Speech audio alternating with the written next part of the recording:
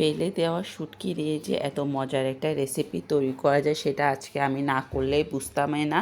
তো আজকে কি রান্না করেছে আর কিভাবে রান্না করছে দেখতে পাচ্ছেন। হ্যালো এভরিওয়ান, আসসালামু আলাইকুম। কেমন আছেন সবাই? আশা করি সবাই অনেক ভালো আছেন। আলহামদুলিল্লাহ আমরাও ভালো আছি। আমি কিন্তু এটা লইট্টা শুটকি নিয়েছিলাম, সেটা আমি গরম পানি দিয়ে কিছুক্ষণ ভিজিয়ে তারপর ভালো করে অফ ক্যামেরায় সেটা ভালো করে ক্লিন করে নিয়েছি। এখানে তেল গরম হলে পেঁয়াজ কুচি দিয়ে দিয়েছি, এর মধ্যে রসুন বাটা আর বাটা মরিচ দিয়ে আজকে এই শুটকি যে ব্লেন্ড করেছি সেটা মরিচ খোলা করব। এখানে দেখতে পাচ্ছেন এটা ব্লেন্ড করে নিয়েছি, একটু সামান্য একটু পানি দিয়ে ব্লেন্ড করে নিয়েছি। ভালো করে শুটকিটা ধুইতে হবে, নাহলে কিন্তু বাজে একটা স্মেল থাকবে। আমি কিন্তু নিজের হাতে সব কিছু ধুয়ে তারপরে সুন্দর করে ব্লেন্ড করেছি। আমি কিন্তু গরম পানিতে কিছুক্ষণ ভিজিয়ে রেখেছি। এখানে আমি কিন্তু কাঁচামরিচ আর ধনে পাতা দিয়ে তারপর নামিয়ে ফেলবো।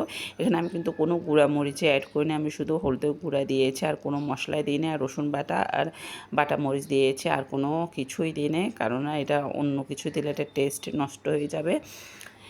এদিকে কিন্তু আমার কথা বলতে বলতে শুটকি ভুনাটাও হয়ে গেছে। এদিকে আমি গরু মাংস রান্না করব, একদম ফ্রেশ গরু মাংস রান্না করব যেন অনায়াসে আমার পরের দিনও হয়ে যায়, সেজন্য রান্না করবো, একটু বাড়িয়ে রান্না করছি। তারপরে রান্না করব। আর এখানে কিন্তু আমি রাঁধুনি মাংসের মশলা যেটা সেটা দিয়ে দিব অবশ্যই। সেই ভিতরে সরিষার তেল দেওয়ার চেষ্টা করবেন, তাহলে কিন্তু টেস্টটা অনেক ভালো আসে। এদিকে কথা বলতে বলতে আমি কিন্তু আজকে সব কিছু প্রেশার কুকারে রান্না করেছি।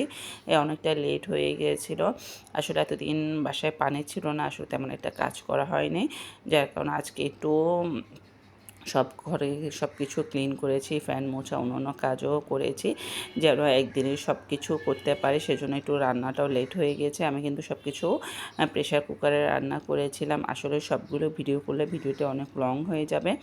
আলহামদুলিল্লাহ আজকে প্রত্যেকটা খাবার অনেক মজা ছিল। এখানে কিন্তু আমি আর একটু তেল দিলে ভালো হতো, যাই হোক।